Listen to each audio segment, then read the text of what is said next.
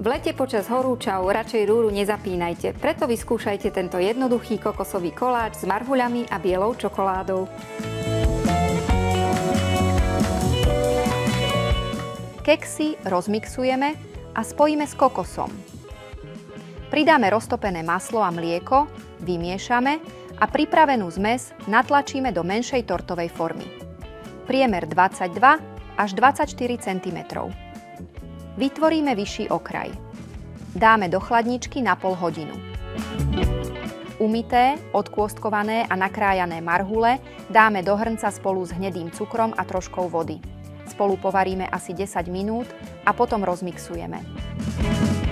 Roztopenú bielu čokoládu nalejeme na vychladený korpus, hneď pridáme aj marhuľovú zmes a jemne premiešame, aby vznikol mramorovaný efekt. Na 15 minút dáme do mrazničky a môžeme servírovať. Ďalšie vynikajúce recepty na zákusky a koláče hľadajte na našom portáli Varecha.sk a mnohé skvelé jedlá pre vás chystáme aj v našom krásnom mesačníku Varecha.